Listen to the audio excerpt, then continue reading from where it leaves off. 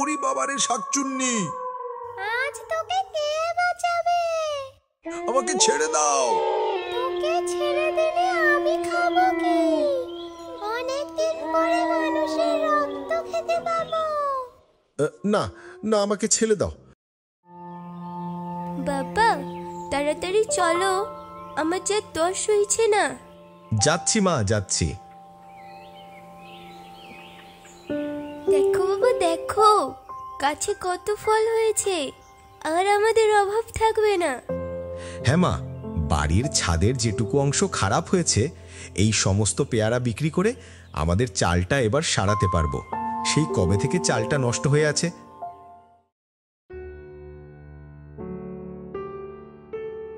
আরে ওটা আমার কিসের বাগান? ফলগুলো তো চেনা চেনা লাগছে, সুগন্ধ তো বেশ ভালোই আসছে। গিয়ে দেখি তো।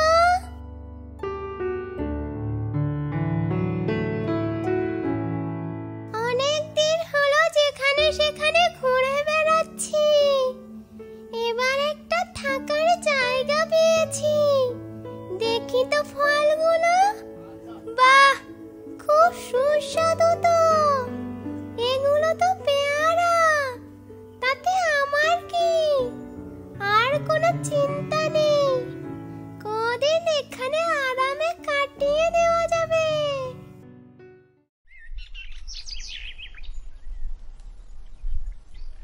আরে কেদার যে, কাল তোর বাড়িতে গেলাম, তোকে দেখতে পেলাম না। তোর বউ বলল তুই নাকি বাগানে চলে গেছিস। তা বল, আজ আমি তোর সামনে।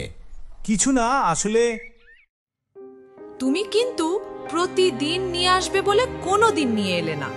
আরে কি মুশকিল, রোজই তো বাজার থেকে তাজা তাজা সবজি আর ইলিশ না হলে কাতলা এনে দিচ্ছি। এত দামি খাবার থাকতে আর কোন বস্তু বাজারে আছে? দেখেছো, তুমি আবার ভুলে গেছো। রোজই তোমাকে বলি কেদারের পেয়ারা বাগান থেকে পেয়ারা নিয়ে আসবে, কিন্তু তুমি রোজ ভুলে যাও। বাজার থেকে ওই দিকের রাস্তা যে দূরে। ঠিক আছে, আমি না হয় কাল বাজার থেকে এনে দেব। কাল হাটে বসার আগে ভোলা ময়রার দোকান থেকে রসালো পেয়ারাগুলো কিনে নেব। বাজারের ওই শুকনো পেয়ারাগুলো, ওগুলো তুমিই গেলো। ঠিক আছে, কাল যত কষ্টই হোক বাজার থেকে ফিরে কেদারের বাড়িতে যাব।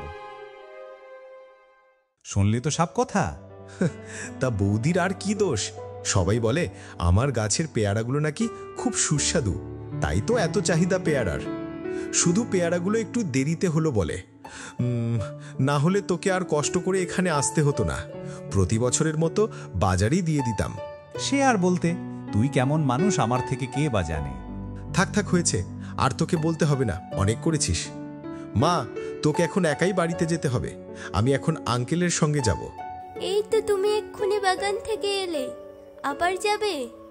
হ্যাঁ মা, তুই চিন্তা করিস না, মাকে গিয়ে বলবি আমি একটু পরেই বাগান থেকে ফিরছি। ঠিক আছে বাবা।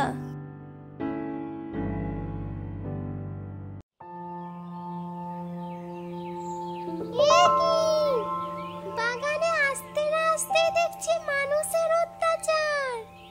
দেখি দুজনে কি জন্য এসেছে। কি হলো? গাছে এতগুলো পাকা পেয়ারা ছিল, বেশিরভাগ পেয়ারাই দেখছি শেষ হয়ে গেছে। এইটুকুন সময়ের মধ্যে কি এমন হলো? তাহলে এটা ওই লোকটার বাগান।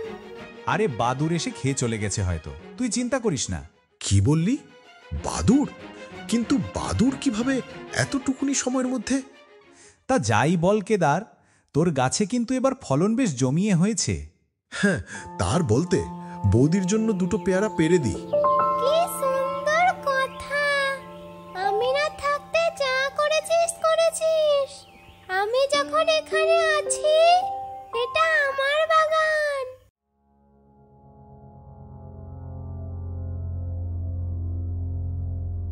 ওরে বাবা ভূত, আমি আর এক মুহূর্তেও এখানে থাকবো না।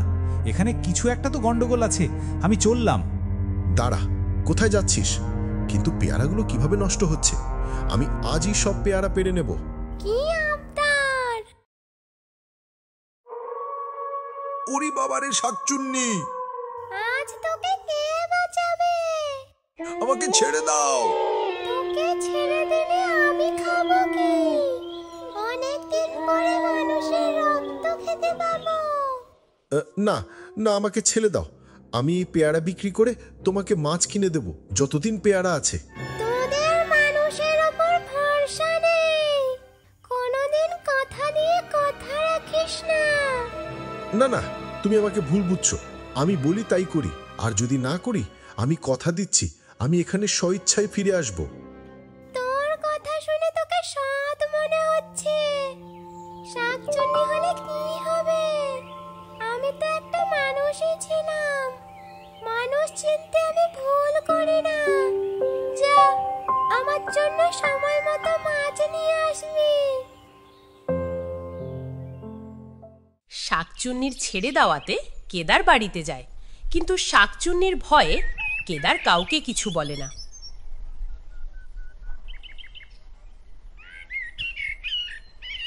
কিছু না, বাগানটা অনেক নোংরা হয়েছিল তাই পরিষ্কার করছিলাম।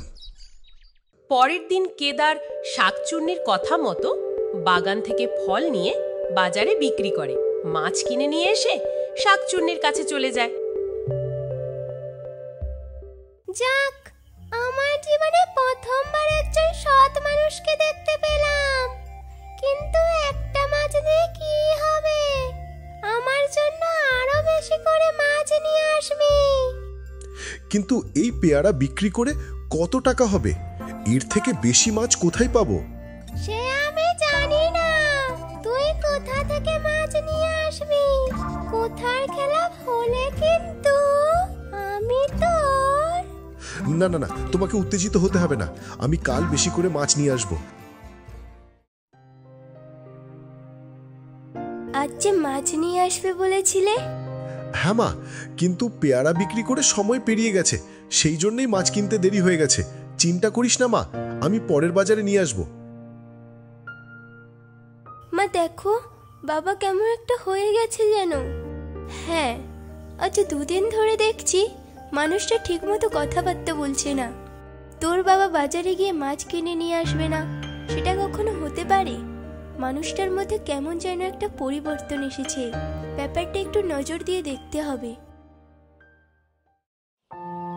পরের দিন ভোর হতেই কেদারের বেরিয়ে পড়াতে তার পিছু নেয় মা এবং মেয়ে।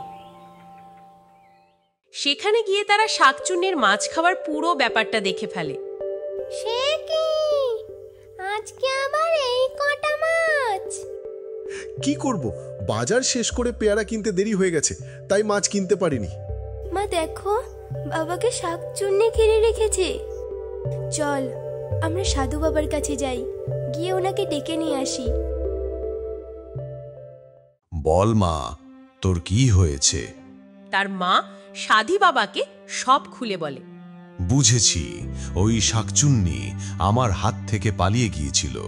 চল আমার সঙ্গে। এদিকে শাকচুন্নি গাছের সমস্ত ফল শেষ হওয়াতে সে কেদারকে বলে, এই বাগানে তো আর ফল নেই।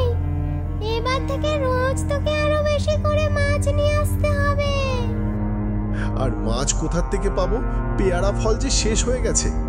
শাকচুন্নি, আমি বড়ই খারাপ। আমার সুবিধে না হলে আমি কাউকে ছাড়ি না। আজ তোর রক্ত খেয়ে আমার পেটটা জুড়াবো। এই পিচ্ছি শাকচুন্নি, তোর এত বড় সাহস! এ কি সাধু বাবা, তুই এখানে? তুই কি ভেবেছিস আমার হাত থেকে মুক্ত হয়ে যাবি? আমার সামান্যটুকু ভুলের জন্য তুই বেঁচে গিয়েছিলি। আয় আমার এই বোতলে, না হলে তোকে সারা জীবনের জন্য ভস্ম করে দেব। না না, আমাকে মারিস না। আমি তোর ওই বোতলে বন্দি হয়ে যাচ্ছি। বাবা তুমি ভালো আছো তো? হ্যাঁ মা, তোর মায়ের জন্যে আজ আমি বেঁচে গেছি। আর ওই শাকচুন্নি কখনো আসবে না। সাধু বাবা, আপনাকে অসংখ্য ধন্যবাদ।